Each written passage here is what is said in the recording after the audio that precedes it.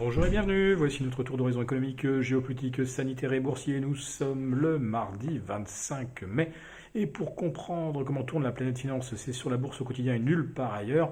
Et l'épisode du jour s'intitulera, puisque ça fonctionne comme ça, continuez sans nous.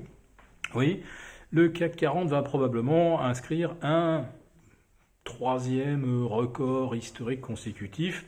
Je parle du CAC 40 Global Return, bien sûr. Bon, pour le CAC 40 PX1, ça sera quand même un record annuel. C'est pas si décevant, mais franchement, battre un record lundi avec moins de 900 millions d'échangés à 17h30. On avait battu également un record vendredi, un jour de 3 sorcières où on n'avait même pas traité 4 milliards.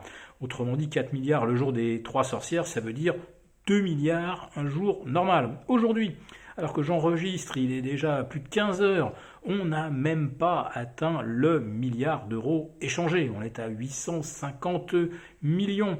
Autrement dit, ça monte dans le vide absolu. Il n'y a plus personne dans ce marché, il n'y a plus de vendeurs à découvert. Les banquiers centraux les ont exterminés. Ils ont obtenu d'ailleurs ce qu'ils voulaient, qu'il n'y ait plus qu'un sens dans le marché. Eh bien, quand il n'y a plus qu'un sens, il n'y a vraiment plus personne pour jouer, tout simplement. Ça n'a plus aucun intérêt. Vous savez, c'est comme une rencontre footballistique où vous auriez Barcelone face à, je ne sais pas, la Meute Beuvron ou Vesoul.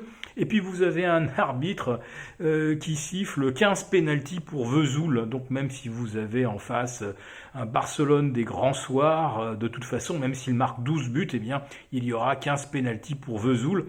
Donc c'est même plus la peine d'aller jouer. Les attaquants peuvent rester assis les fesses dans l'herbe. De toute façon, ça ne sert plus à rien de jouer le match. C'est exactement ce qui se passe. On ne cherche plus maintenant à aller marquer des buts. De toute façon, on sait que ça ne sert à rien. On ne l'emportera jamais. La tendance doit être et demeurer invariablement haussière. Alors on arrive à ces marchés caricaturaux où il n'y a plus de volume, où on finit la matinée à Paris avec 350 millions échangés. Je me rappelle qu'il y a encore 10 ans de cela, 350 millions, c'est ce qu'on échangeait au bout de 10 minutes, un quart d'heure à Paris. Encore pas forcément une grosse séance. Et dans les années 2000, quand on battait des records jour après jour, alors c'est vrai, c'était la bulle des dot-com, mais on échangeait 5, 6 milliards par jour. Et dans des grosses séances de rebond en 2009, on allait à 6, 7 milliards par jour. Et là, on bat des records avec moins de 2 milliards. Mais qu'est-ce que c'est que ce marché ? Ce n'est tout simplement plus un marché. Mais il y a un moment où malheureusement, il va falloir que ceux qui ont des positions et des stratégies décident de les faire évaluer, de les ajuster.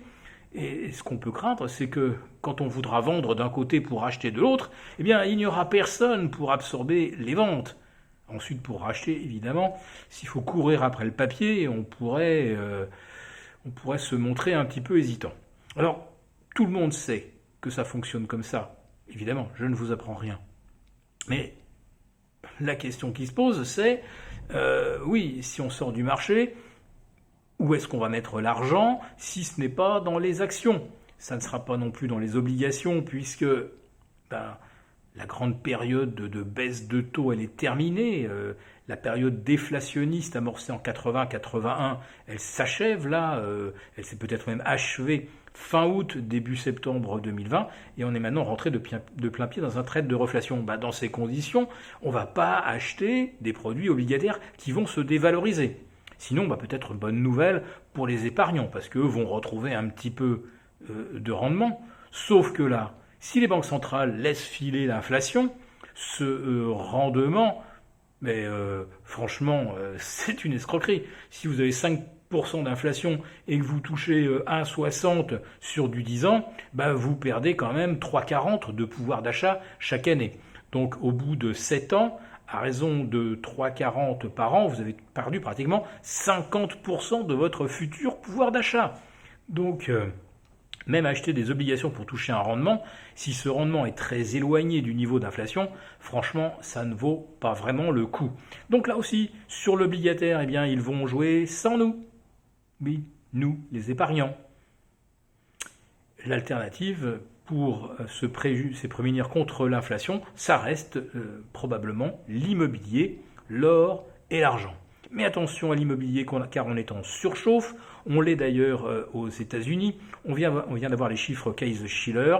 Le prix des logements aux États-Unis augmente de 13,2% en rythme annuel. Et là, je parle des maisons neuves. Mais sur l'ancien, on est même maintenant à plus 17%. Bref, tout est en surchauffe et je ne suis pas sûr que vous trouviez effectivement une protection sur l'immobilier. Ou la pierre papier, naturellement, parce que c'est de cela dont il s'agit. Donc il reste probablement l'or et l'argent.